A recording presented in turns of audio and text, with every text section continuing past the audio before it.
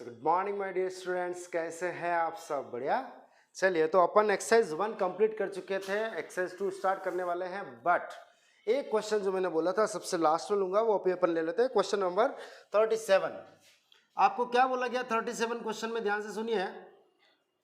A body travels 200 centimetre in first 2 second. यानी कि एक बॉडी जो है उसकी जो मोशन है, उसका मोशन है, उसकी जो गति है, उसके शुरुआत के 2 सेकंड में वो 200 सेंटीमीटर चल रही है, और उसके अगले 4 सेकंड में, टोटल 4 सेकंड नहीं, उसके बाद और 4 सेकंड में वो चल रही है 220 सेंटीमीटर। ठीक है, तो फिर क्या निकालना है? Find velocity at the end of 7 second. यानी कि उसकी जो टोटल मोशन है उसके शुरुआत से लेकर 7th सेकंड, 7वें सेकंड के बाद उस समय उसकी वेलोसिटी यानी कि वेग कितना होगा, ये पता करना है।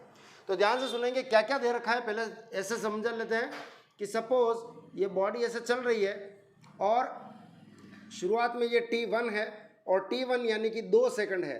2 सेकंड में इसने कितनी दूरी तय की, कितना विस्थापन है, कितना डिस्प्लेसमेंट है इसका, तो वो दे रखा है 200 सेंटीमीटर। प्यारे बच्चों, यहाँ तक मामला समझ में आ चुका है। चलिए आगे बढ़ते हैं। इसने क्यों रखा है कि अगले 4 सेकंड बाद, यानी कि इसके बाद और 4 सेकंड बाद t2 का मान वैल्यू दे रखा है 4 सेकंड। ऐसा मत सोचना ये 2 और 2 मिलके टोटल 4 सेकंड है ना, ये केवल अगले 4 सेकंड में। और ये जो डिस्टेंस चल रहा है ये थोड़ी ज़्यादा डिस्टेंस है, हालांकि 220 सेंटीमीटर है, तो ये 220 सेंटीमीटर चल रहा है। तो आपको क्या निकालना है कि कहीं 7वां सेकंड होगा जब t = 7th सेकंड होगा, यानी कि 4 और 2 6, तो ये हो गए। 1 सेकंड बाद जब t = 7वां सेकंड जब होगा, उस समय इसकी वेलोसिटी v कितनी होगी, v7 कितनी होगी, ये आपको पता करनी है। तो प्यारे बच्चों, इस क्वेश्चन को अगर मैं फिर से ढंग से पढ़ूं तो क्या है ना कि ये क्वेश्चन भी अधूरा गिना जाएगा। ये क्वेश्चन भी अधूरा इसलिए गिना जाएगा क्योंकि आपको कुछ भी नहीं दे रखा है कि ये यूनिफॉर्म एक्सेलरेटेड मोशन है या नहीं। अगर ऐसा नहीं बोला गया तो हम ये क्वेश्चन हजारों तरीके से कर सकते हैं। एक्सेलरेशन की वैल्यू भी नहीं दे रखी है, तो अब इसने दे नहीं रखा है, लेकिन ये क्वेश्चन किस तरह का ये मुझे पता है, इसलिए मैं कह रहा हूं इसको लिखना चाहिए। A particle is moving with uniform acceleration. अब वो एक्सेलरेशन है या रिटार्डेशन वो बाद में पता पड़ेगा, तो ये एक्सेलरेशन ए से चल रहा है। नंबर 2, इसने नहीं दे रखा है कि इनिशियली स्टार्ट फ्रॉम रेस्ट, तो मैं कह रहा हूं ये स्टार्ट फ्रॉम रेस्ट नहीं है। तो ध्यान से सुनना, आपको क्या करना है, यहां से स्टार्ट करना है।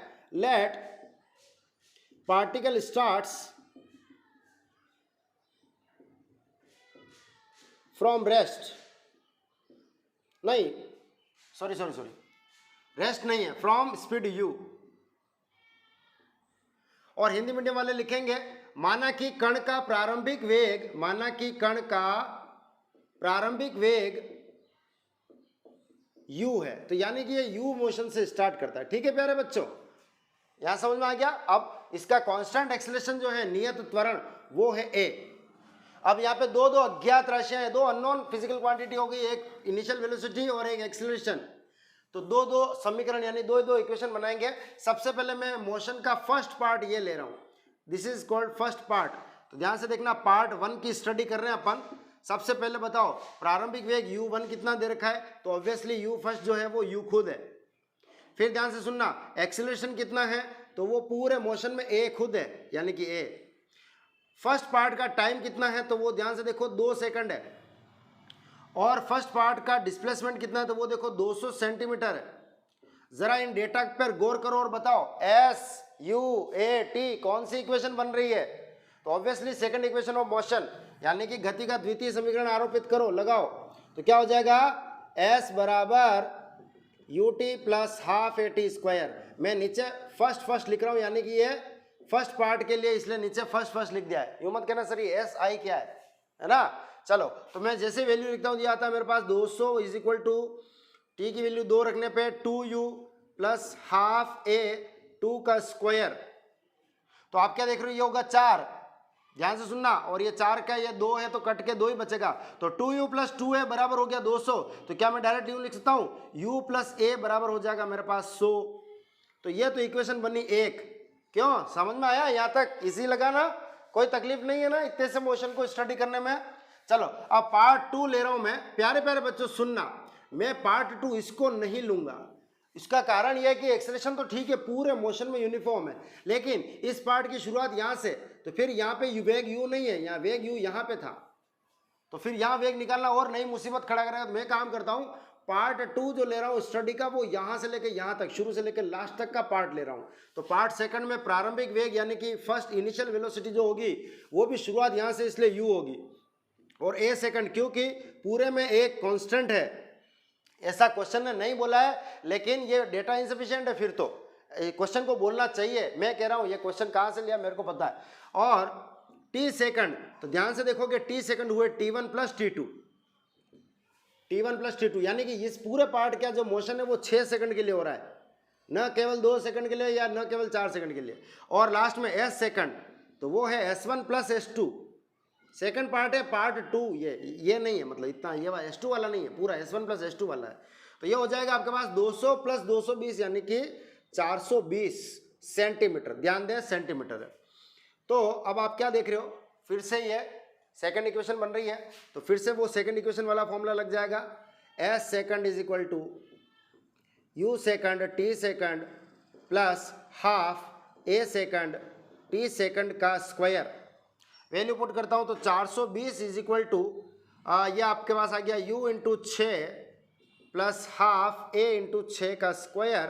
प्यारे प्यारे बच्चे सुनना, ये 6 का स्क्वायर 36 होगा, 36 बाई 2 हो जाएगा 18, तो 6 और 18 में से 6 कॉमन आएगा, तो ये बचेगा u प्लस यहाँ पे 18 था तो 3a होगा, और बराबर में ये 18 6 कॉमन आया तो 6 से ये 7 टाइम कटेगा, आगे एक 0 बचा वही है, तो u plus 3a is equal to हो गया 70। ये दो इक्वेशन क्या आपको इजी लगी?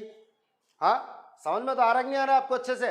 तो ये दो इक्वेशन बनी है और दो अननोन है, निकाल लो फटाफट दोनों की दोनों वैल्यूज, फटाफट सॉल्व करते हैं इसको प्यारे बच्चों। तो क्या हो जाएगा इसका आंसर देखते हैं।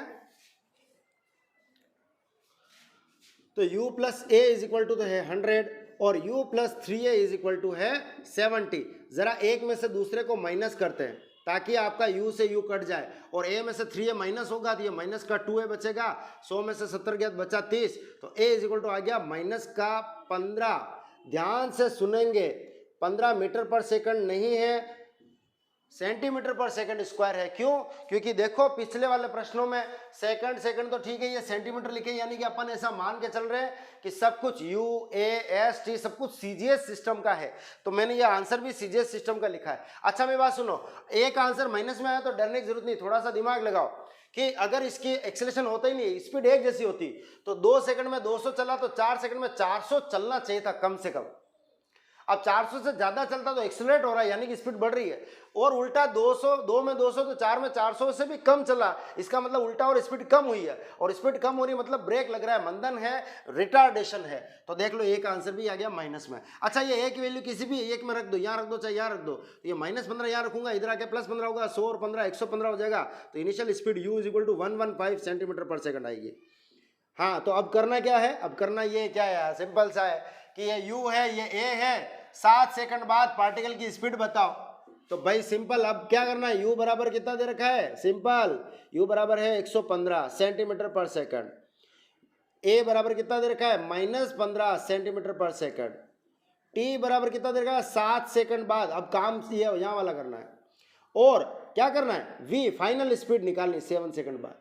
तो क्या करोगे, first equation v is equal to u plus 80, v पता करना है, u 115 है प्लस a की वैल्यू -15 है और t की वैल्यू 7 है, तो 115 और ये माइनस हो गया 105, तो v का आंसर आ गया सब सिंपल 10 सेंटीमीटर पर सेकंड। ठीक है, तो आपका आंसर हो जाएगा इसमें, देखो कहाँ है ऑप्शन, तुम ढूंढो यार, फर्स्ट ऑप्शन ही है। तो प्यारे बच्चों इस तरीके से अपन ने एक्सरसाइज 1 कंप्लीट की। आई थिंक आपको ये क्वेश्चन समझ में आया होगा।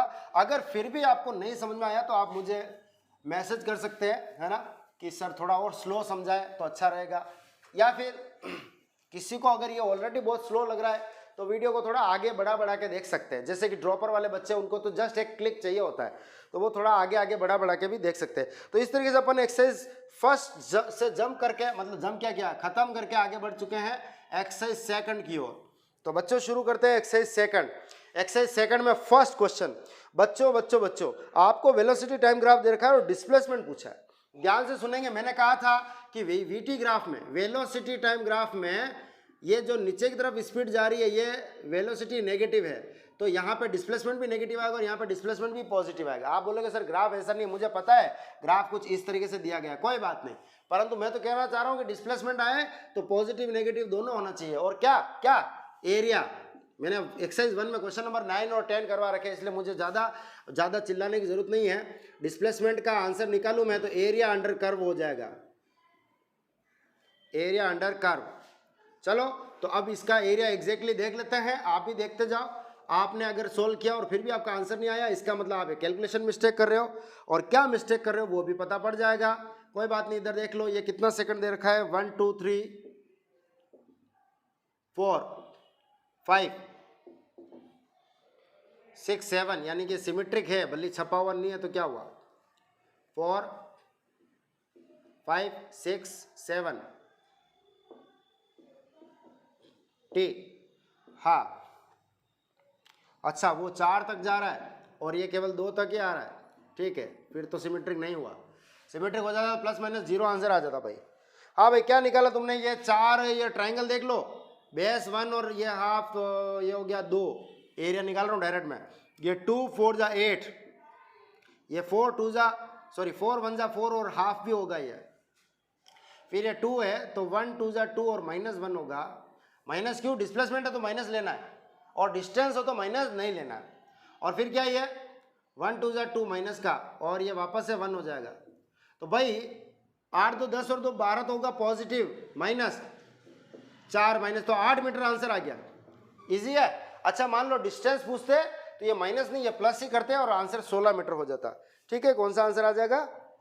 ओहो, मैंने कुछ गड़बड़ की है क्या। 1 2 जा 2 और हाफ हो गया 1 हो गया, और 2, अच्छा सॉरी बच्चों मैंने गड़बड़ कर दी, ये 5 है, 6 बीच में 7 और ये 8 है, तो ये 2 2 जा 4 होगा, तो 12 में से 6 माइनस होगा तो आंसर 6 मीटर आएगा। परंतु इन्होंने ग्राफ भले मीटर पर सेकंड में दे रखा, हाँ ठीक है मीटर ही है, मुझे लगा कि सेंटीमीटर तो नहीं है। तो आपको कुछ नहीं करना है, केवल एरिया अंडर कर्व निकालना, ये अपन पहले ही कर चुके हैं, मैंने फालतू में करवाया, इससे बढ़िया मैं करवाता ही नहीं। ठीक है, क्वेश्चन नंबर 1 के बाद आगे बढ़ते हैं क्वेश्चन नंबर 2। क्वेश्चन नंबर 1 ये आपका 9 10 जैसे ही गया था। क्वेश्चन नंबर 2 बोल रखा है, train moving in north with speed 10 metre per second, it's length is 158, parrot is flying. अच्छा ध्यान से सुनेंगे, एक ट्रेन है जो कि 150 मीटर की है,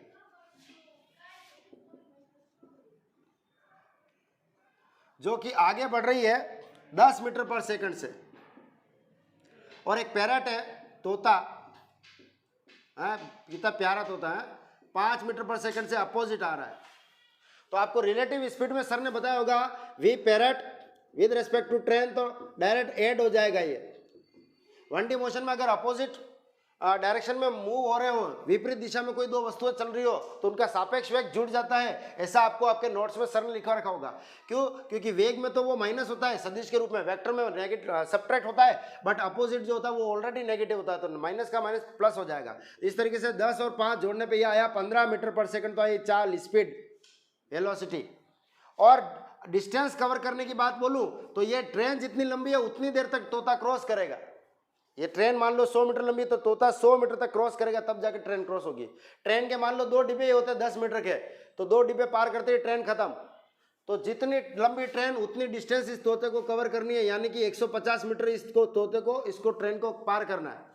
टाइम कैसे निकालोगे, टाइम का फॉर्मूला, भाई देखो स्पीड का फॉर्मूला होता था डिस्टेंस अपॉन टाइम, तो टाइम का फॉर्मूला आ जाएगा distance upon speed. Distance 150 metre है, चल दोनों रहे, इसलिए रिलेटिव स्पीड 15 लेंगे तो आंसर आ जाएगा केवल 10 सेकंड।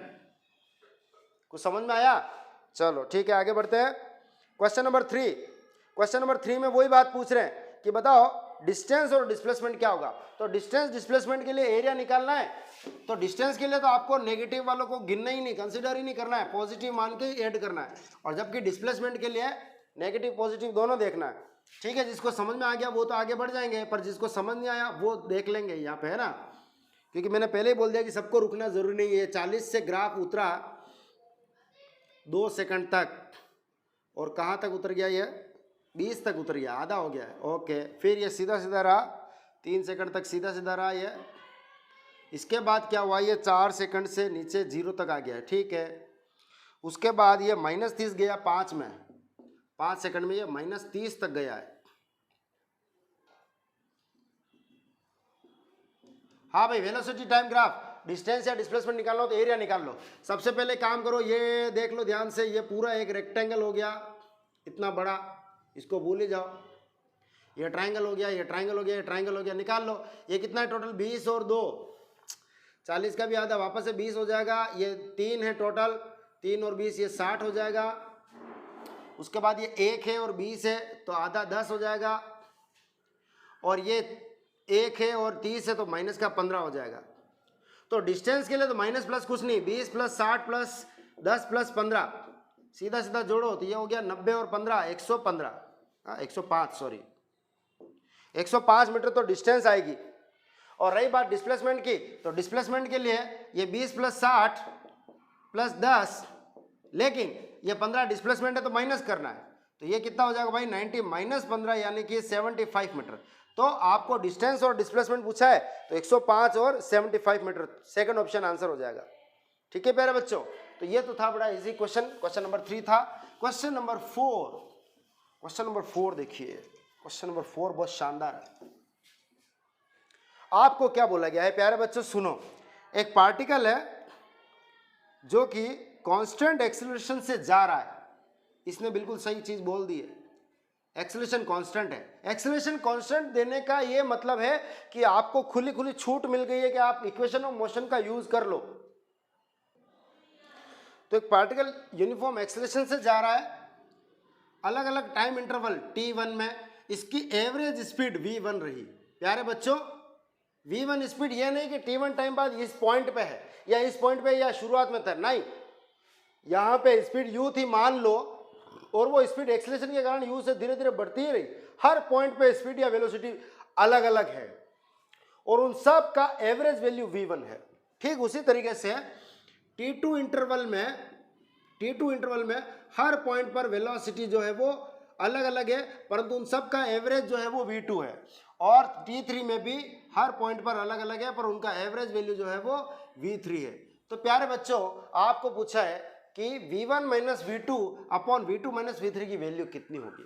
तो ध्यान से देखो, इसको सॉल्व करने का एक तरीका है मेरे पास। मैं क्या कर रहा हूं कि एवरेज वेलोसिटी वो है कि हम यूं मान सकते हैं कि इसके पार्टिकल चल रहा है। अब आपको लगेगा ये क्या लफड़ा है, ध्यान से सुनना, एक अलग एग्जाम्पल दे रहा हूँ। सपोज एक लड़का, ध्यान से सुनना, एक लड़का उदयपुर से जा रहा है, चित्तौड़ तक पहुंचा। उदयपुर से चित्तौड़ की दूरी जो है वो 100 किलोमीटर है। प्यारे बच्चों सुनना है, अभी आप खुद बता दोगे। और वो 2 घंटे में पहुंच जाता है। 100 किलोमीटर की डिस्टेंस 2 किलोमीटर में कवर, सॉरी 100 किलोमीटर की डिस्टेंस 2 घंटे में कवर कर लेता है। तो बताओ उसकी स्पीड क्या रही? तो आप आंसर दोगे, अरे सर 50 किलोमीटर पर आवर। अब आपने ये बोल तो दिया, लेकिन ये आंसर गलत है। क्यों? क्योंकि वो 50 की स्पीड से थोड़ी चला होगा, कभी गड्ढा आ गया होगा, ब्रेकर आ गया होगा, कोई गाय कुत्ता बीच में चल रहा है सड़क पे, कोई आंटी जी के बीच में आ गए, हाँ देख ही नहीं रहे, चुपचाप चले जा रहे, तब बेचारे को ब्रेक लगाना पड़ा होगा, रुकना पड़ा होगा। कहीं रेड लाइट एरिया है, सॉरी रेड लाइट सिग्नल है, तो वहां पे उसको क्या करना पड़ा होगा? ब्रेक लगाना होगा। स्पीड उसकी 10-20 ही रही होगी। और कहीं पे एकदम खुला 4 लेन आ गया है, वहां पे वो 100 पे भी भागा होगा, तो उसकी स्पीड तो हर समय अलग अलग रही। परंतु अगर वो 50 की स्पीड से एक जैसा जाता, चारों तरफ पुलिस लग जाती, 50 की स्पीड से जा रहा है, तो भी वो 2 घंटे में 100 किलोमीटर चित्तौड़ पहुंच जाता है। यानी कि भले वो अलग अलग चला, लेकिन हम एवरेज स्पीड को ही मान सकते हैं कि अगर इस स्पीड से वो चल रहा है तो भी यही आंसर आएगा, 100 किलोमीटर 2 घंटे में। बात समझ में आ रही है? तो उसी तरीके से मैंने इस क्वेश्चन को सॉल्व करने के लिए ऐसा मान लिया है कि ये आदमी या ये पार्टिकल t1 टाइम तक v1 स्पीड से भागता रहा, v1 सब जगह स्पीड v1 है। और इसके बाद जैसे t2 आया तो इसकी स्पीड हो गई v2। प्यारे बच्चे सुन रहे हो? हाँ, तो यहां शुरुआत v1 से हुई और यहां खत्म हुआ v2 से। ध्यान से देखना, v2 minus v1 change in velocity upon total time period t1 plus t2। यहां से यहां तक का टाइम कितना है? टाइम इंटरवल कितना है? t1 plus t2। तो बताओ ये क्या कहलाता है? आपका एक्सीलरेशन कहलाता है कि नहीं कहलाता है? यही तो एक्सीलरेशन है, और वो एक्सीलरेशन कांस्टेंट है। अब ये 2 पार्ट लिए, उसी तरीके से मैं ये 2 पार्ट लेता हूं। कि मान लो ये यहाँ से V2 से चलना स्टार्ट हुआ, पूरे T2 टाइम तक V2 स्पीड रही इसकी, वेलोसिटी रही इसकी, और जैसे T3 टाइम आया इंटरवल तो V3 हो गई और वो हमेशा ही V3 रही। हालांकि V3 नहीं रही, V3 उसकी एवरेज वैल्यू है, परंतु मैं ऐसा मान रहा हूँ और गलत नहीं होगा ये मानना, ठीक है। जैसे मैंने वो एग्जाम्पल दिया था चित्तौड़गढ़ वाला, बिल्कुल सही। तो इसमें एक्सेलरेशन की वैल्यू क्या होगी, तो ऑब्वियसली चेंज इन वेलोसिटी यानी V3 minus V2 upon total time period यानी कि T2 प्लस T3। तो बताओ एक एक्सेलरेशन की वैल्यू ये है, एक एक्सेलरेशन की वैल्यू ये है। क्वेश्चन में बोल रखा है कि ये पार्टिकल पूरी जर्नी के दौरान कांस्टेंट एक्सेलरेशन से जा रहा है, यानी कि यहाँ पे एक्सेलरेशन ए सब जगह एक्सेलरेशन ए है, यानी ये दोनों एक्सेलरेशन क्या हुए, आपस में बराबर हुए। तो बताओ V1 माइनस V2 बराबर V3 माइनस V2 अपॉन में भेज दूँ क्रॉस मल्टीप्लाई करके, तो क्या हुआ V1 minus V2 upon V2 minus V1 है, V2 minus V1 upon V3 minus V2 बराबर क्या हो गया T1 plus T2 upon T2 plus T3। तो मेरे पास ये आंसर है सीधा सट। तो आपने क्या देखा, इतने से क्वेश्चन का एक छोटा सा आंसर हो गया। बट अब ये बात सुनेंगे, आपको क्वेश्चन में ये नहीं दे रखा है V1 माइनस V2 दे रखा है, तो आप के काम कर सकते हो इसमें से कॉमन ले लो माइनस का, तो ये V1 माइनस V2 हो जाएगा। लेकिन अपॉन में भी V2 माइनस V3 दे रखा है, तो इसको भी माइनस कॉमन ले लो, तो माइनस से माइनस कट जाएगा। तो आपका ये आंसर है V1 minus V2 upon V2 minus V3 बराबर T1 plus T2 upon T2 plus T3। प्यारे बच्चों, किसी किसी के दिमाग में खुरापात चल रही है कि नहीं सर हमें ये शॉर्ट ट्रिक जमी नहीं, आप इसका प्रॉपर सॉल्यूशन बताओ। तो जिसको समझ में आ गया और जो संतुष्ट है वो तो आगे बढ़ जाओ, जिसको अभी चाहिए नहीं प्रॉपर सॉल्यूशन बताओ, चाहे कितना भी लंबा हो, वो अब देखना। या फिर एक काम करते हैं, मैं वीडियो लेक्चर को डिले नहीं करता हूँ, है ना। 1 घंटे में मेरे को कम से कम 20-25 क्वेश्चन करने का टारगेट है। तो क्योंकि अभी 4 क्वेश्चन ही हुए हैं और मिनट पूरे 20 हो गए हैं, 5-5 मिनट ले रहा हूँ। तो आप एक काम करना, अगर आपको इसका प्रॉपर सॉल्यूशन चाहिए तो फिर मुझे अलग से आप मैसेज डालना, मैं आपको इसका प्रॉपर सॉल्यूशन भी बता दूंगा, ठीक है। एग्जैक्टली सॉल्यूशन क्या होगा वो भी बता दूंगा, बट नीट के लिए ये मेरे हिसाब से बेस्ट रहेगा आपके लिए, ठीक है मेरे बच्चों। चलिए तो आगे बढ़ते हैं, क्वेश्चन नंबर 5 देखते हैं। क्वेश्चन नंबर 5 बोल रखा है कि एक डिस्प्लेसमेंट इक्वेशन दे रखी है किसी पार्टिकल की, क्या दे रखी है, x is equal to 2t square minus 2 plus t plus 5, और क्या बोल रखा है एक्सेलरेशन क्या होगा t is equal to 5 second पे।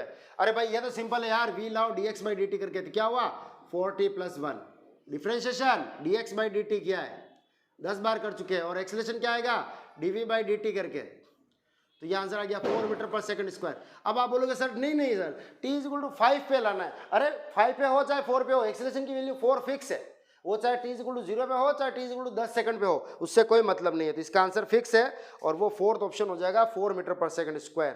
चलिए आगे बढ़ते हैं, फिर से एक क्वेश्चन दे रखा है, क्वेश्चन नंबर 6। क्या बोल रखा है क्वेश्चन नंबर 6 ने कि एक पार्टिकल है, उसका डिस्प्लेसमेंट इक्वेशन जो है या पोजीशन इक्वेशन जो है, कोऑर्डिनेट टाइम रिलेशन, वो है 2 minus 5t plus 6t square, है ना। किसी कण का एक अक्ष के निर्देशांक समय पर इस प्रकार से निर्भर करते हैं, और आपको क्या पूछा है, इसके प्रारंभिक वेग और त्वरण ज्ञात करो। प्रारंभिक इनिशियल वेलोसिटी, इनिशियल का मतलब t इज इक्वल टू 0, कहीं रट्टा मार के लिख लो, जहां पे इनिशियल यानी कि प्रारंभिक मान पूछा है, इसका मतलब क्या होता है कि प्रारंभ में समय यानी कि टाइम जो होता है वो 0 होता है। ये कोड वर्ड है, याद कर लो। और दूसरा कोड वर्ड है रेस्ट यानी कि विरामावस्था, इसका मतलब होता है स्पीड 0 है, तभी तो वो रुका हुआ है, तभी तो वो रेस्ट पे है। ये 2 बातें याद कर लो, ठीक है। चलो तो पहले अपन स्पीड v निकालते या वेलोसिटी v निकालते, दिए 2 का डिफरेंशिएशन 0 माइनस 5t का डिफरेंशिएशन 1 प्लस 6 रह जाएगा 2t स्क्वायर का 2t होगा तो मल्टीप्लाई होकर 12 हो गया 12t, तो यह आया वेलोसिटी। अब एक्सेलरेशन लाऊं तो इसका फिर से डिफरेंशिएशन करूंगा, -5 का डिफरेंशिएशन 0 हो गया, 12t में से t का डिफरेंशिएशन 1 हुआ, तो एक्सेलरेशन तो आ गया मेरे पास 12 मीटर पर सेकंड स्क्वायर। अब चाहे इनिशियल को चाहे t is equal to 10 second पे को, एक्सेलरेशन तो फिक्स हो गया ये, लेकिन v निकालना है इनिशियल यानी कि t इज इक्वल टू 0 पर, तो अपने को v नॉट की वैल्यू मिल जाएगी, ये 12t की वैल्यू 0 रखा तो -5 मीटर पर सेकंड, यानी कि आपके आंसर होंगे -5 और कंटिन्यू 12, यानी कि फर्स्ट ऑप्शन हो जाएगा। चलिए आगे बढ़ते प्यारे बच्चों, आपको बोल रखा है 2 ट्रेन है, दोनों की लंबाइयां जो है लेंथ है वो 50 मीटर है और एक दूसरे की ओर आ रही है। जिनकी स्पीड 10 और 15 है तो कितनी देर में क्रॉस करेगी। मेरी बात ध्यान से सुने प्यारे प्यारे बच्चों, जब एक कोई भी पार्टिकल है, सपोज एक सिंगल खंबा है ना, और एक एल लेंथ की ट्रेन है, तो ये ट्रेन खंबे को पार कैसे करेगी, जब तक ये पूरी नहीं गुजर जाती। ऐसा नहीं कि इंजन पार होते ही ट्रेन पार होगी, नहीं, इंजन उसके बाद पूरे लेंथ की ट्रेन तब जगह पार हुई। तो जब कोई एक लेंथी ऑब्जेक्ट किसी एक पॉइंट ऑब्जेक्ट को पार करता है तो उसको डिस्टेंस, उसकी खुद की डिस्टेंस कवर करनी होती है। लेकिन जब एक तरफ ट्रेन और दूसरी तरफ भी ट्रेन है, वो चल नहीं रही, मान लो 2 मिनट के लिए वो खड़ी है, तो देखो ये यहां से पार हुआ और यहां तक पार हुआ, ये तो केवल एक सिरा पार हुआ। उसके बाद ये पूरा यहां से पार करने के बाद भी जब ये ट्रेन पूरी चलेगी, यानी कि ये लेंथ भी कवर होनी चाहिए और ट्रेन की ये लेंथ भी कवर होनी चाहिए। क्या कह रहा हूं समझो। सपोज एक ब्रिज है, यहां से यहां तक ब्रिज है, इस ब्रिज पे एक कोई ट्रेन पार होना चाह रही है। ब्रिज तो है कैपिटल एल लेंथ का, ट्रेन है स्मॉल एल लेंथ की। तो ट्रेन पार कब होगी, क्या ये ट्रेन ऐसे यहां पहुंच जाएगी तब पार हो जाएगी क्या, नहीं नहीं नहीं नहीं, पार होने ही वाली है। अभी तो जस्ट इसका इंजन पार हो चुका है, लेकिन ये पूरी तरह से पार नहीं हुई। पूरी तरह से पार होने के लिए इसको आगे बढ़ जाना होगा और लास्ट वाला एंड भी।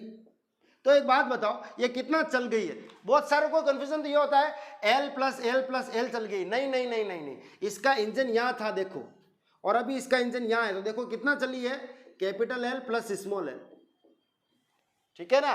तो यानी कि जब एक लेंथ ऑब्जेक्ट दूसरे लेंथी ऑब्जेक्ट को पार करता है तो टोटल डिस्टेंस कवर होती है, वो दोनों की लेंथ जुड़ती है।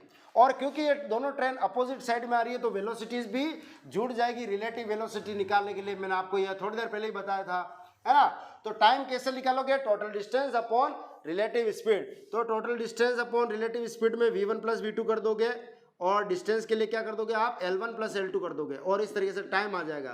तो दोनों ट्रेनें 50-50 मीटर की, तो 100 मीटर तो ये हो गया, और एक 10 से चल रही और एक 15 से चल रही, तो 25 ही हो गया। तो आंसर आ जाएगा 4 सेकंड। 4 सेकंड में ये ट्रेनें आपस में एक दूसरे को पार कर लेगी। ठीक है प्यारे बच्चों, तो आगे चलते हैं।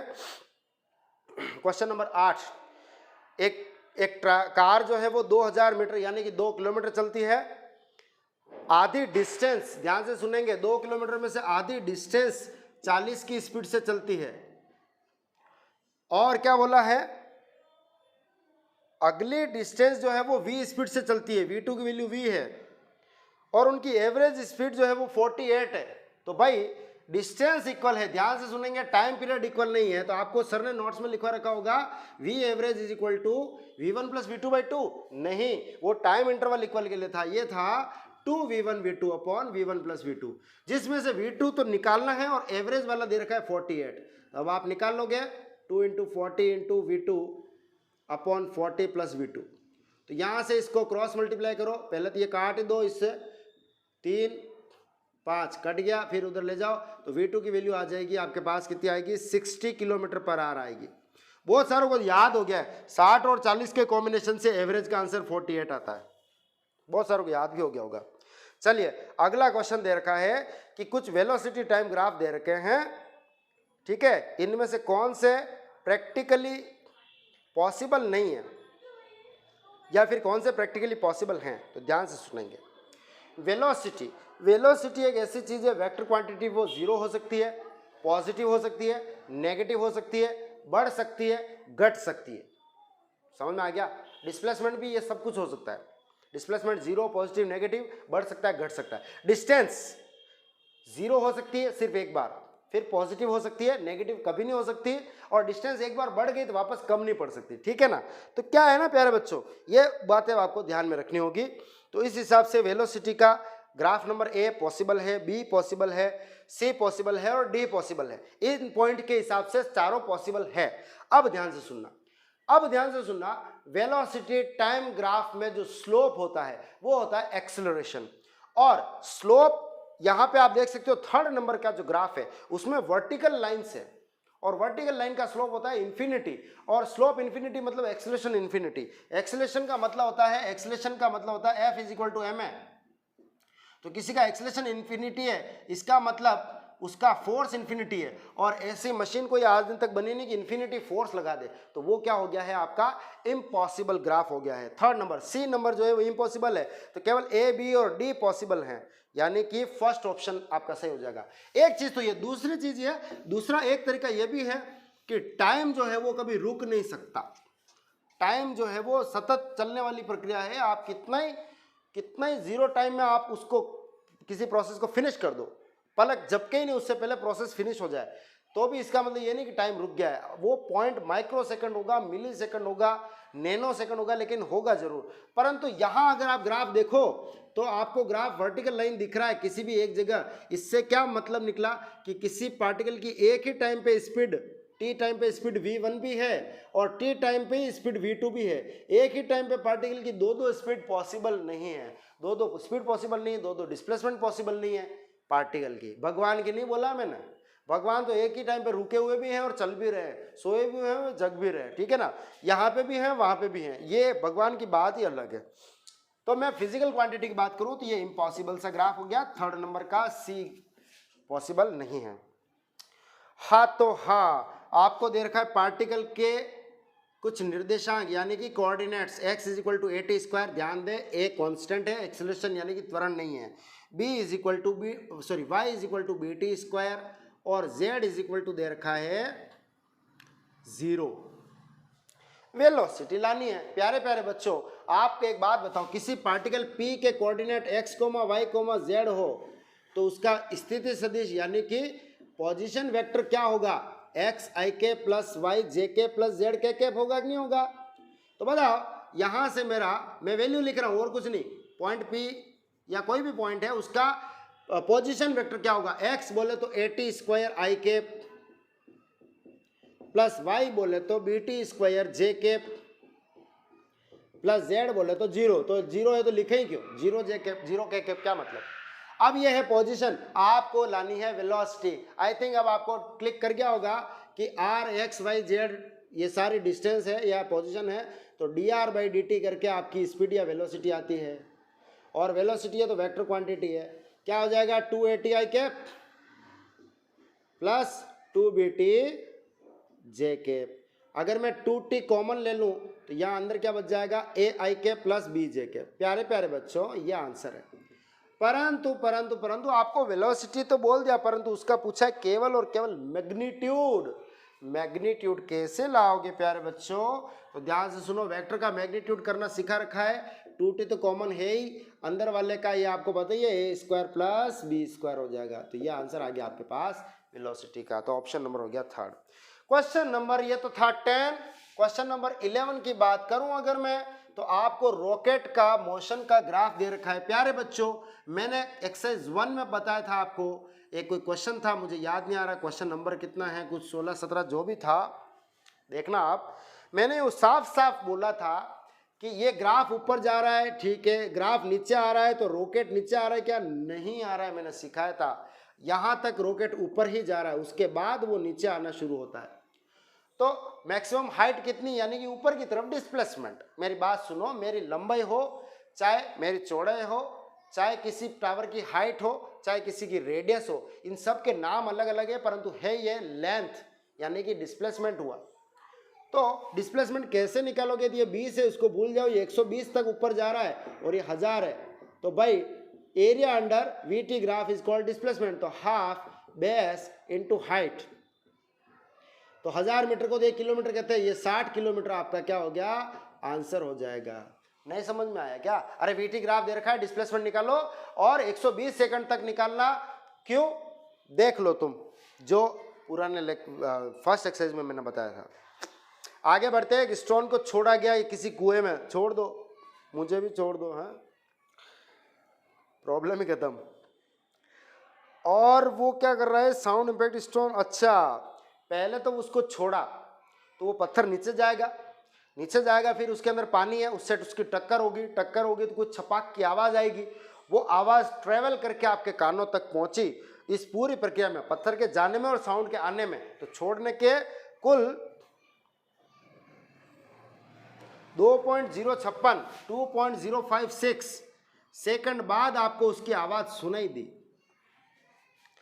अगर ग्रेविटी की वैल्यू यानी कि एक्सेलरेशन की value 980 centimetre per second square हो और साउंड की स्पीड 350 मीटर पर सेकंड हो तो डेप्थ, वेल की डेप्थ कैलकुलेट करो। प्यारे प्यारे बच्चों, मेरी बात सुनो, मेरी बात ध्यान से सुनना कि किसी पार्टिकल को छोड़ा है और वो पार्टिकल भी जा चुका है, वापस आवाज भी आ चुकी है, सुनना, उस टोटल टाइम को केवल 2.056 सेकंड लग रहा है।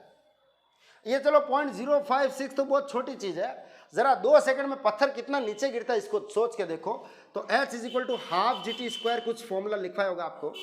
तो h हाफ जी की वैल्यू में 10 ले लाऊं, हालांकि वो 10 नहीं है 9.8 है, और ये है आपका 2 सेकंड। तो आप देख रहे हो कट गया 20 मीटर, यानी कि पत्थर गिर रहा है ना वो 20 मीटर तक जा रहा है 2 सेकंड में, जबकि साउंड की स्पीड, मतलब साउंड की स्पीड कितनी देखो तो वो है 350 मीटर पर सेकंड, यानी 350 मीटर होगा ना तब जाके साउंड 1 सेकंड में पहुंच जाएगा, और ये कुआं तो केवल 20 मीटर गहरा है। तो इसको तो मतलब 0.056 सेकंड ही लग रहे हैं, इतना कम सेकंड लग रहा है। बात समझ में आएंगे आया? तो एक्चुअली 2 सेकंड में तो पत्थर गिर रहा है और 0.056 सेकंड में वो साउंड बाहर आ रहा है। नहीं विश्वास हो तो टाइम निकाल लो, डिस्टेंस अपॉन स्पीड। डिस्टेंस कितनी है 20 मीटर कुएं की और स्पीड है 350, करके देख लो। ये आपका 2/35 है, कितना आएगा आराम जाने, तुम करके देख लेना, 0.056 समथिंग कुछ आएगा। इसका मतलब वो कुआं कितना गहरा हो गया है, 20 मीटर गहरा हो गया है। सिंपल। अब मेरी बात सुनना, किसी किसी को लगेगा अरे सर ये तो आपने गैस किया है, ये तो आपने गैस किया है। मान लो कुआं जो है वो 350 मीटर गहरा होता, इस तरह से हाई वैल्यू होती, तो फिर हम कैसे निकालते? आप तो प्रॉपर बताओ। तो मेरी बात सुनना, ये तो जिसको समझ में आ गया है वो तो आगे निकल लो। कुछ बच्चे हैं जो जिद करेंगे, मुझे पता है ना, क्योंकि उनको तो बस दिमाग में कीड़ा है कि हाँ कुछ अच्छा अच्छे से सीखना है। ठीक है, तो देख लो इधर कि मान लो ये कुआं है, जमीन पता नहीं कहाँ है, फिलहाल ये पानी है और आपको पानी तक की गहराई पूछी है। मान लो ये गहराई है h, यहाँ से एक पत्थर छोड़ा u इज इक्वल टू 0 से, और ये गया गिरा, उसको टाइम लगा t1। जैसे ही गिरा तरंगे उत्पन्न हुई यानी कि वेव्स, और यहाँ से साउंड वेव प्रोड्यूस हुई और वो कान तक पहुँची, उसको टाइम लगा मान लो t2, इसको टाइम लगा t1। तो आपको क्या क्या चीज़ दे रखी, ध्यान से सुनना। गिवन है कि टाइम जाकर वापस साउंड के आने में टोटल टाइम लग रहा है 2.056 सेकंड। अब एक बात बताओ, माना कि कुएं की जो गहराई है डेप्थ वो है h, तो फ्री फॉल से h हाइट तक कवर करने में टाइम कितना लगता है? तो आपको सर ने फॉर्मूला लिखवाया होगा √2h/g प्लस लिखवाया होगा। अच्छा, इसका टाइम बताओ। तो अगर इसकी साउंड की स्पीड v है, साउंड पे ग्रेविटी काम नहीं करती, ये नहीं कि साउंड ऊपर जा रहा है तो ग्रेविटी नीचे खींच रही इसको, नहीं ऐसा कुछ नहीं है। साउंड तो केवल एक वेव है, वो कोई पार्टिकल नहीं है कि उसको ग्रेविटी नीचे खींचे, ठीक है। और v स्पीड से d डिस्टेंस यानी कि h डिस्टेंस कवर कर रहे हैं, तो टाइम का फॉर्मूला हो जाएगा h/v इज इक्वल टू 0.056। अच्छा एक बात बताओ, सारी वैल्यू तो आपके पास है, तो √h अपॉन √5, √5 कहाँ से लाया? g की वैल्यू मैंने 10 ले ली, और नहीं समझ में आ रहा है तो आप एक काम करो 4.9 ले लो, बल्कि 9.8 को 2 से काटा और कुछ नहीं किया, और h upon 350 is equal to 0.056। तो ये देखो एक इक्वेशन आ गई, ये क्वाड्रेटिक इक्वेशन है। बहुत सारों को लग रहा है ये कैसे क्वाड्रेटिक इक्वेशन है, ध्यान से सुनना। अगर मैं √h को x मान लूँ अज्यूम कर लेता हूँ, तो h इज इक्वल टू क्या हो गया, x², यानी कि √h की जगह आ गया x बटा √4.9 प्लस x² बटा 350 इज इक्वल टू 0.056। अब मेरी बात सुनो, अब मेरी जिम्मेदारी नहीं, मैंने आपको कंसेप्ट पूरा सिखा दिया है। अब आप इसका एलसीएम लो, ये इधर इधर आएगा, ये इधर जाएगा, जो भी आएगा x² और x में क्वाड्रेटिक इक्वेशन बनेगी, और श्रीधराचार्य फॉर्मूले से x की कुछ वैल्यू लाना। तो इसकी वैल्यू मान लो मैं कह रहा हूँ लगभग 400 के आसपास आएगी, है 400 नहीं सॉरी 4.5 के आसपास आएगी। फिर आप देखोगे कि h की वैल्यू निकालनी है, तो h is equal to x² है, तो h इज इक्वल टू आप x² करोगे तो 4.5 का स्क्वायर करोगे तो लगभग ये 20 मीटर आंसर आ जाएगा, ये मेरी गारंटी है, आप करके देखना। तो कंसेप्ट भी मैंने आपको सिखा दिया है, ठीक है। जिसको टाइम पास नहीं करना था वो तो पहले से मेरा वेट कर रहे हैं, आगे बढ़ चुके हैं। आगे चलते में अपन अब सब एक साथ। क्वेश्चन 12 हो चुका है, क्वेश्चन नंबर 13 साफ साफ बोल रखा है। क्या बोल रखा है, ध्यान से सुनेंगे। एक बॉडी ऊपर किसी हाइट से छोड़ी है, T1 और T2 टाइम इंटरवल लगते हैं फर्स्ट हाफ और सेकंड हाफ के लिए। मेरी बात सुनना, माना कि let total distance is h, नहीं 2h। सुनना, मैंने 2h क्यों मानी, क्योंकि हाफ डिस्टेंस h और h हो जाएगी तो मेरे को थोड़ा फायदा हो जाएगा और कुछ नहीं। तो मान लो क्या बोला हुआ, ध्यान से सुनना, एक बिल्डिंग है, उसको टोटल हाइट जो है वो 2h है, इसमें से ध्यान से सुनना आधी हाइट h तक वो गिरती है ना, तो उसको टाइम लगता है T1, और अगली आधी जो गिरती है ना प्यारे बच्चों, उसको टाइम लगता है T2। तो T1 और T2 में संबंध यानी कि रिलेशन लाना है, ध्यान से सुनना। तो मेरी बात सुनना, इसको क्या किया गया, ड्रॉप किया गया, यानी कि u आपका 0 है। तो एक बात बताओ प्यारे बच्चों, T1 का आंसर क्या आएगा, तो T1 का आंसर आएगा प्यारे बच्चों √2h/g। समझ में आया नहीं आया, इक्वेशन 1 समझ में आएंगे नहीं आपको? अच्छा ध्यान से सुनना, और यहां से ड्रॉप करने में टोटल टाइम कितना लगेगा, सर यहां से यहां तक T1 है, ठीक है प्यारे बच्चों, यहां से यहां तक सर T2 है, ठीक है प्यारे बच्चों, तो sir total time T1 plus T2 लग जाएगा। ओके प्यारे बच्चों, तो ये टाइम कैसे निकालोगे, अरे सर ये भी सिंपल है, T1 प्लस T2 बराबर टोटल कितना आ रहा है कि 2h हाइट है इस बार, यानी कि 2 इंटू h की जगह डबल हाइट लेनी है, 2 इंटू 2h/g का अंडर रूट। अच्छा अच्छा अच्छा, तो ध्यान से देखना कि T1 की वैल्यू तो कितनी हो गई है, T1 की वैल्यू एक बार T1 ही रहने देता हूं, ध्यान से सुनना, इसको मैं क्या कर रहा हूं कि √2 अलग लिख रहा हूं, या फिर यहां लिख देता हूं √2 अलग लिख रहा हूं और √2h/g अलग लिख रहा हूं। मेरी बात ध्यान से सुनेंगे, आप यूं मत करना 4h/g है तो 2 बाहर ले लो, मत लेना, सिर्फ और सिर्फ √2 बाहर लेना और √2h/g ऐसे ही रहने देना। इससे फायदा क्या होगा, √2 तो √2 है, ये √2h/g जो है वो आपका T1 है, तो यहां से आपका T1 और T2 का रिलेशन आने वाला है, और ये T2 इक्वल टू हो जाएगा √2 T1 माइनस ऑफ T1। तो आप ध्यान से सुनेंगे क्या आंसर आया, T2 is equal to 1.414 T1 minus T1।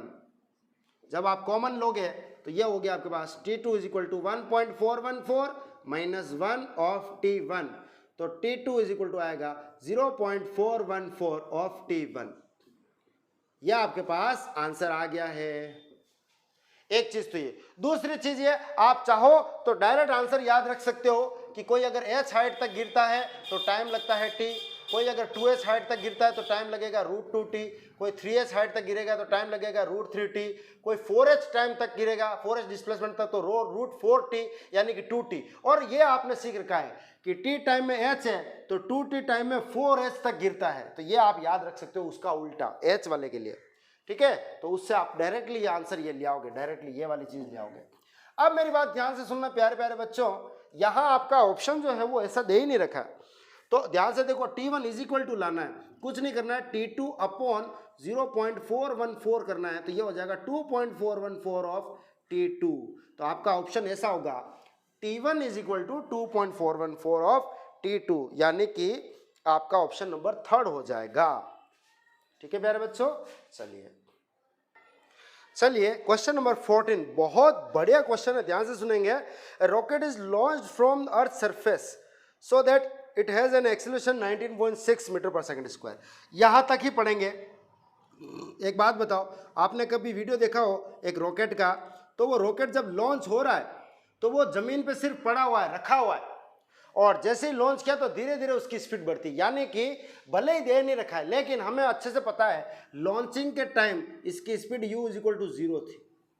और अब ध्यान से सुनना, एक बात बताओ, ग्रेविटी की वजह से किसी का भी एक्सीलरेशन क्या होता है 9.8, तो एक बात बताओ, ये ढक्कन है, ये ढक्कन तो उल्टा और ऊपर जा रहा है, इसका एक्सीलरेशन 9.8 नीचे की तरफ क्यों नहीं है, सर इसको छोड़ोगे तो होगा, यानी कि मैं जब छोड़ नहीं रहा हूं तो मेरा हाथ का जो सपोर्ट है वो उस ग्रेविटी को डिफीट करके इसको ऊपर ले जा रहा है।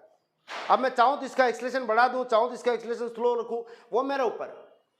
तो ध्यान से सुनेंगे, जब रॉकेट का इंजन चालू है तब क्वेश्चन में दे रखा है कि इसका जो एक्सीलरेशन है वो ऊपर की ओर 19.6 मीटर पर सेकंड स्क्वायर है।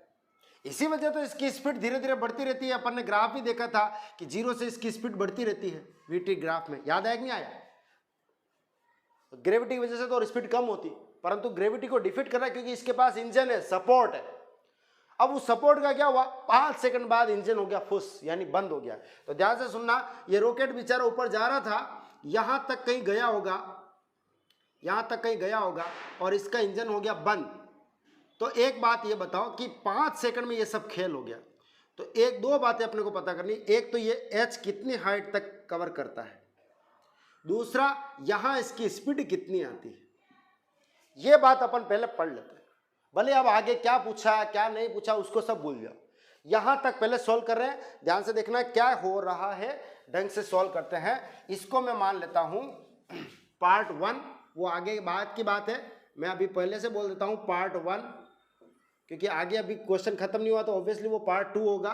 तो यहां से यहां तक मेरा पार्ट 1 हो रहेगा और पार्ट 1 के लिए मेरा ये V फर्स्ट है, ये H1 है, ये A फर्स्ट है, ये U फर्स्ट है। देखो क्या क्या दे रखा है, U फर्स्ट दे रखा है 0, A1 दे रखा है 19.6 मीटर पर सेकंड स्क्वायर और T फर्स्ट दे रखा है कि इसको 5 सेकंड में ये सब मामला निपट गया इंजन बंद होने का, यानी कि 5 सेकंड तक इस इंजन चालू रहा। तो T फर्स्ट है 5 सेकंड। आपको क्या क्या निकालने को बोला मैंने, एक तो इसका डिस्प्लेसमेंट S1 यानी कि हाइट कितनी कवर की 5 सेकंड में, दूसरा 5 सेकंड बाद इसकी स्पीड कितनी होगी, ये दोनों बातें आपको कैलकुलेट करनी है। तो प्यारे बच्चे एक बात बताओ, SUAT कौन सी इक्वेशन बन रही है, सेकंड इक्वेशन।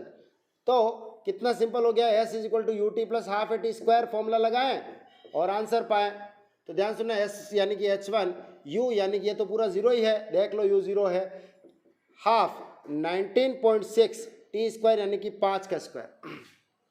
अगर आप देखते हो तो H1 की वैल्यू कितनी आती है, ये तो हो जाएगा 9.8, 2 से काट दिया मैंने, ठीक है, और ये हो गया 25 का ये 250 होता तो 250 से 0.5 यानी कि 5 गुना कम यानी कि 5 कम यानी कि 245 मीटर। यानी कि जब रॉकेट 245 मीटर ऊपर पहुंच चुका होगा तब इसका इंजन बंद हो गया। ठीक है मेरे बच्चों, तो इंजन बंद हुआ तब उस समय उसकी रॉकेट की स्पीड कितनी पकड़ा गई। भाई इंजन बंद हुआ तो यूं थोड़ी रॉकेट रुक गया, उसके पास कोई एक स्पीड थी। स्पीड कितनी है ध्यान से देखना, VUAT first equation, V = U + AT। तो बताओ क्या हो गया आपके पास, V 0 है U की वैल्यू तो, और V की वैल्यू 19.6 × 5, तो ये V1 की वैल्यू आ जाएगी 98 मीटर पर सेकंड, यानी कि इस समय इसकी स्पीड 98 मीटर पर सेकंड थी। मैंने आपको क्वेश्चन में फर्स्ट एक्सरसाइज में रॉकेट वाला एक क्वेश्चन आया था ग्राफ का, उसमें साफ साफ बता रखा था, देखो इस ढक्कन को अगर मैं इसका हाथ का सपोर्ट रख रहा हूं तब तक ये ऊपर जा रहा है, नीचे नहीं आ रहा है, और हाथ का सपोर्ट हटा देता हूं तो ये नीचे आ जाता है। बट अगर मैं अपने हाथ को एक्सीलरेट करवाता हूं तो हाथ छोड़ने के बावजूद ये थोड़ा और ऊपर जाएगा।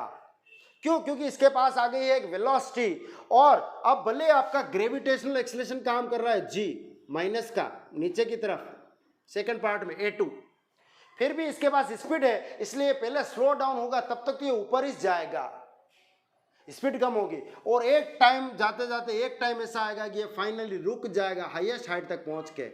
जब इसका फाइनल वेलोसिटी 0 हो जाएगी तब रुक जाएगा और उसके बाद नीचे गिरेगा। तो बताओ ये कितनी ऊंचाई है, तो मान लो यहां ये एक्स्ट्रा H2 हाइट तक गया है। अब इसका ग्राफ कैसा बनेगा वो भी हाथों हाथ बता देता हूं कि इंजन की वजह से तो स्पीड बढ़ गई, अब इंजन बंद हो गया तो ग्रेविटी की वजह से स्पीड कम हो रही है, स्पीड कम हो रही है प्यारे बच्चों, लेकिन स्पीड कम हो रही है लेकिन रॉकेट ऊपर ही जा रहा है, और जब स्पीड होकर 0 हो जाएगी तब जाके वो रुकेगा, हाईएस्ट हाइट होगी, उसके बाद जब वेलोसिटी नेगेटिव में जाएगी तब वो रॉकेट नीचे की तरफ आ रहा होगा। ये सारी बातें एक दूसरे से कनेक्टेड हैं, तो आपको मैं सारी बातें बार बार रिपीट कर रहा हूं। तो बताओ अब सेकंड पार्ट को कैसे सोल्व करें। ये H1 तक मामला सेट हो गया, अब मैं इसको मिटा दूं, पार्ट 2 के लिए स्टडी शुरू करते हैं। एक बात बताओ, आज का दिन है फर्स्ट दिन, अगला दिन होगा सेकंड दिन। आज मान लो मैंने 10 क्वेश्चन करवाए, 10वें क्वेश्चन पर डिस्कस कर ही रहे थे। कल वापस शुरुआत कहां से होगी, 11वें से, या जस्ट 10वें की बात करके फिर 11वें से। तो आज का जो लास्ट है वो कल का क्या होगा, फर्स्ट होगा। यानी कि ध्यान से सुनना, पार्ट सेकंड की जो इनिशियल स्पीड आएगी वो पार्ट फर्स्ट की फाइनल स्पीड कितनी हुई, पार्ट 1 का खत्म यहाँ पे हो रहा है और पार्ट 2 शुरू यहीं से हो रहा है। तो V1 वही है जो आपका जो V1 है वही आपका क्या हो जाएगा, U सेकंड हो जाएगा, यानी कि सेकंड पार्ट की शुरुआत यहां से हो रही जहां पार्ट फर्स्ट खत्म हुआ है। तो U second is equal to V first is equal to 98, इसलिए हमने निकाला था। एक्सेलेरेशन कितना है, इस पार्ट में इंजन था इसलिए एक्सेलेरेशन था, इसमें इंजन बंद है तो ग्रेविटी वाला एक्सेलेरेशन है और नीचे की तरफ है इसलिए नेगेटिव लिखेंगे। और ध्यान से सुनेंगे क्योंकि ये 98 कुछ अच्छा सा डिजिट दिख रही है, तो जी की वैल्यू 10 लूँ या 9.8, अब आइडिया मिल गया होगा कब 9.8 लेना सही रहता है। 98 है तो मैं 9.8 मीटर पर सेकंड स्क्वायर ले लेता हूँ।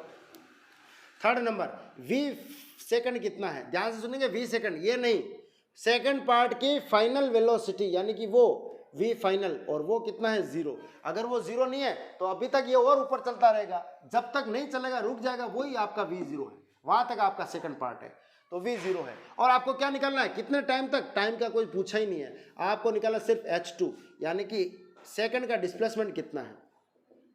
तो बताओ अब कौन सी इक्वेशन बन रही है, अब कोई टाइम आ ही नहीं रहा, देखो ध्यान से। तो थर्ड इक्वेशन बन रही थी, कितना बढ़िया क्वेश्चन है। फर्स्ट पार्ट में फर्स्ट इक्वेशन और सेकंड इक्वेशन यूज होगी, सेकंड पार्ट में थर्ड इक्वेशन यूज होगी। तो बताओ क्या इक्वेशन लग जाएगी, V square is equal to U square plus 2AS। तो V तो हो गया 0, U है आपका 98 का स्क्वायर प्लस 2 इंटू माइनस का 9.8 इंटू H2। तो यहाँ से ये पूरा माइनस वाला जो है 98 का स्क्वायर मल्टीप्लाई मत करना प्यारे बच्चों, तुम्हारी आदत बहुत खराब हो गई है, तुम है ना मल्टीप्लाई पहले कर देते हो, मत करो, आराम का काम है, लास्ट में करने का होता है। ये 2 इंटू 9.8 माइनस मैंने यहाँ शिफ्ट कर दिया और कुछ नहीं है, ये पूरा माइनस का पार्ट जो है मतलब जो आपका टर्म है पद है ये उधर पक्षांतर कर रहा हूँ, ट्रांसफर कर रहा हूँ। तो ये 2 इंटू 9.8 इंटू H2 हो गया इज इक्वल टू 98 इंटू 98। तो H2 की वैल्यू कितनी आएगी, तो कुछ नहीं करना है आपको, सिंपली ये अपॉन में भेज देना है। तो 98 इंटू 98 अपॉन 2 इंटू 9.8। प्यारे प्यारे बच्चों आप क्या देख रहे हो कि पॉइंट हटा तो 10 लगेगा ऊपर, 98 से 98 उड़ जाएगा, 98 बटा 2 करेंगे, हाफ करेंगे तो ये हो जाएगा 49 और आगे जीरो की वजह से 490 मीटर ये आ गया। यानी कि इंजन बंद होने के बावजूद ये 490 मीटर और ऊपर चलेगा। अब एक बात बताओ, आपको पूछा क्या है, क्या पूछा है, मैक्सिमम कितनी हाइट अटेंड कर रहा है, एच मैक्स निकालो। तो भाई सिंपल सी बात है, एच मैक्स की वैल्यू क्या आ जाएगी, H1 प्लस H2 यानी कि 490 प्लस 245, तो 245 प्लस 490, ये 10 इधर जोड़ू तो 235 और 500 735 मीटर आंसर आ जाएगा। ठीक है, अब मेरी बात बहुत ध्यान से सुनोगे, तुम लोग बहुत ध्यान से सुनोगे, आपको ये पूछते ही नहीं, और आपको ये पूछते बताओ इंजन 5 सेकंड में बंद हो गया, लेकिन कितनी देर बाद रॉकेट वापस से जमीन पे पहुंच जाएगा, गिर जाएगा। हाँ सुनो, भले ये नहीं है क्वेश्चन लेकिन निकालना पड़ेगा, अगर मैं कह रहा हूं ये क्वेश्चन करो तो। अरे यार भाई थोड़ी प्रैक्टिस कर लेते ना, अरे सर आप मॉड्यूल है जो तो सोल्व करवा देते, अरे यार तुम इतना भी क्या उतावले हो रहे हो, देखो तो सही अभी आ जाएगा, देखना। देखो 5 सेकंड में ये यहाँ पहुंच गया, अब ये यहाँ कितनी देर में पहुंच रहा है वो निकाल लो, T2 टाइम है। तो T2 टाइम कैसे निकलेगा भाई, तो सिंपल सी बात है, U इज इक्वल टू तो दे रखा है 98, आपको अच्छे से पता है जब कोई पार्टिकल और एक्सेलरेशन A जो है वो तो माइनस का G है, तो T2 का आंसर मैं लिख रहा हूँ U बाई जी, याद है कि भूल गए हो, फॉर्मूला था याद करो, ये हो गया U बाई जी यानी कि 98 बाई 9.8, तो आंसर आ जाएगा आपके पास 10 सेकंड, 10 सेकंड में यहाँ पहुँच जाएगा। तो जाने में तो T1 और T2 टाइम लगे, और अब ये यहाँ से फ्री फॉल करके T3 टाइम में जमीन पे गिर रहा है। तो T3 का फॉर्मूला क्या होता है, H हाइट से कोई आ रहा है, टोटल कैपिटल H की बात कर रहा हूँ, तो उसका फॉर्मूला होता है √2H बाई जी। तो ले लो T3 is equal to 2, H की वैल्यू 735 आई थी अभी, अपॉन जी एक बार 10 ले लो, फिर काम चलाओ, ये 73.5 हो जाएगा, डबल कर लो तो ये 6-7 हो गया, और ये लो, तो ये मैं अप्रोक्सीमेटली बताऊं तो ये लगभग 12 सेकंड आ रहा है। तो 10 और 5 15 सेकंड में तो ऊपर गया और 12 सेकंड में जमीन पे गिर गया, यानी कि टोटल 27 सेकंड में ये रॉकेट वापस से जमीन पे आ जाएगा।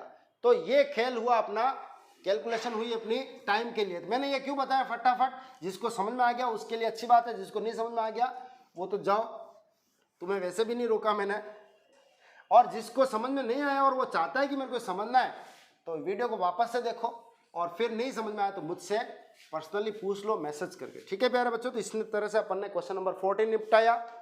क्वेश्चन 14 के बाद अपन आ जाते हैं, ओहो 54 मिनट हो गए हैं और क्वेश्चन सिर्फ 14 ही हुए हैं। चलिए बच्चों एक क्वेश्चन और कर लेते हैं, क्वेश्चन नंबर 15। तो मैं ये क्या एक एक घंटे का वीडियो बना रहा हूँ, आज 15 होंगे तो कोई बात नहीं, 15 करके ही करेंगे। आपको कौन सा पूरा वीडियो देखना है? आपको तो जो क्वेश्चन नहीं आया डायरेक्ट थोड़ा सा वीडियो फॉरवर्ड करके वहां तक पहुंचना है। वीडियो की हेडिंग में वैसे ही डाल दूंगा। आपको बोल रखा है एक पार्टिकल के टाइम और डिस्प्लेसमेंट का रेशियो रिलेशन दे रखा है, t equal to alpha x square plus beta x, और आपको लाना है इसका रिटार्डेशन, यानी कि कण का समय और स्थिति संबंध दे रखा है और कण का मंदन ज्ञात करना है। प्यारे प्यारे बच्चों सुनो, आपको x और t रिलेशन दे रखा है, तो आप एक्सेलरेशन यानी त्वरण तक कैसे जाओगे? तो सिंपल सी बात है, dx बाई dt कर दो तो अच्छा रहेगा, है कि नहीं? यानी कि मैं t के रेस्पेक्ट में इसका क्या कर दूं, डिफरेंशिएशन कर दूं। तो t के सापेक्ष अवकलन कर रहा हूं मैं, तो ध्यान से देखना, dt by dt is equal to d alpha x square by dt plus d beta x by dt। तो dt बाई dt कितना हो गया 1, अल्फा बाहर आ गया, एक्स स्क्वायर का डिफरेंशिएशन 2x, परंतु यहाँ बटा में dx नहीं है ना, तो ये केवल 2x होके सीमित नहीं रहेगा, यहाँ dx बाई dt बचेगा, प्लस बीटा कांस्टेंट बाहर आ गया और x का डिफरेंशिएशन 1 होता है, परंतु dt की वजह से ये dx बाई dt बचेगा। तो ये dx बाई dt तो आ गया कॉमन, और यहाँ क्या बच गया है 2 अल्फा एक्स प्लस बीटा।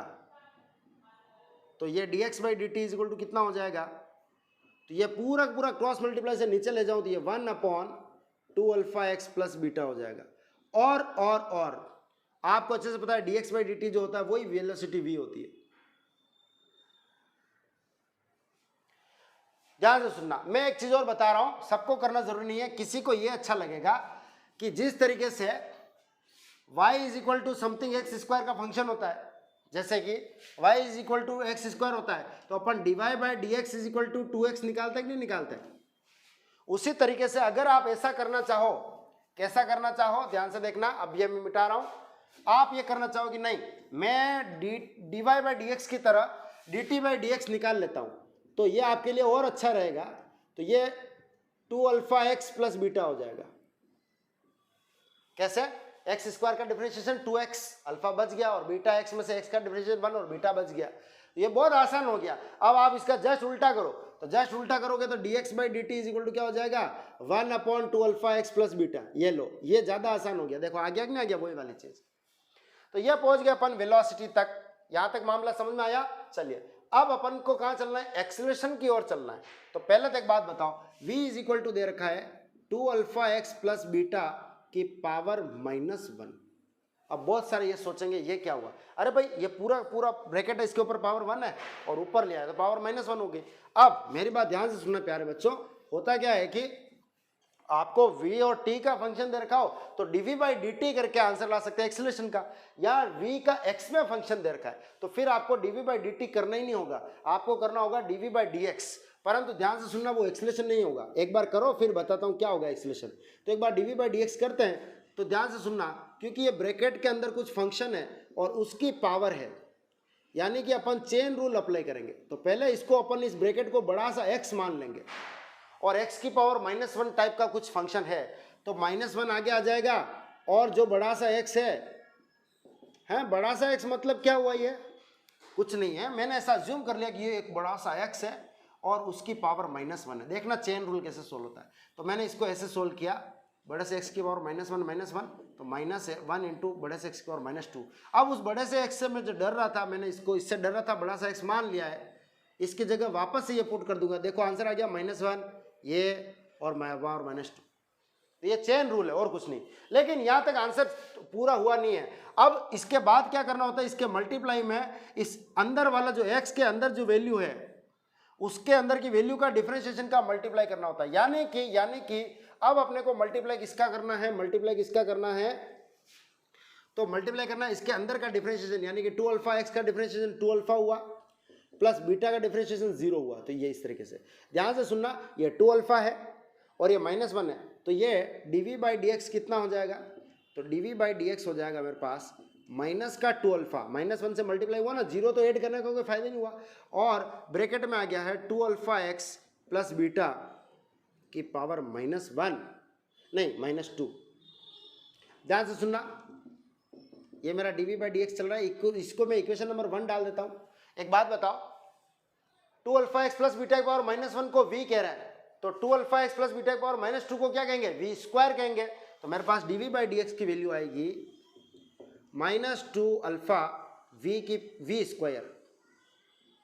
मैंने क्या बोला, ये dv/dx है जो कि एक्सेलरेशन नहीं होता है, यानी त्वरण नहीं होता है, तो त्वरण या मंदन निकालने का तरीका क्या है, सूत्र होता है v इंटू dv/dx, यानी कि वेलोसिटी v का dv/dx में मल्टीप्लाई और करो।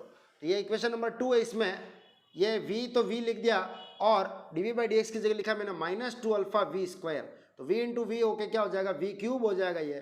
तो एक्सेलरेशन की वैल्यू आई माइनस का 2 अल्फा v क्यूब, यह आया एक्सेलरेशन यानी कि त्वरण आया है। क्या आया है, त्वरण। जबकि आपको पूछा है रिटार्डेशन यानी कि मंदन पूछा है, तो मंदन का मतलब होता है माइनस का एक्सेलरेशन, तो ये माइनस है, ये माइनस हट जाएगा, 2 अल्फा v क्यूब। ये आपके पास क्या आ गया प्यारे बच्चों, आंसर आ गया। अब किसी किसी को प्रॉब्लम होगी, ये चेन रूल वाला डिफरेंशिएशन सॉल्व करना नहीं आता है, तो उसकी जिम्मेदारी मैं नहीं ले सकता। अभी आप जाओ चेन रूल सीख के आओ, डिफरेंशिएशन में, अवकलन में चेन श्रृंखला नियम सीख के आओ, तो आपसे ये आराम से हो जाएगा। तो प्यारे बच्चों, आज अपन 15 क्वेश्चन तक सीमित रखते हैं। आई होप नेक्स्ट क्लास में अपन थोड़ा और ज़्यादा कर पाएंगे। चलिए, थैंक यू। कोई डाउट आए तो मुझसे अलग से मैसेज भी पूछ सकते हो, अगर फर्दर कोई प्रॉब्लम है तो। ठीक है।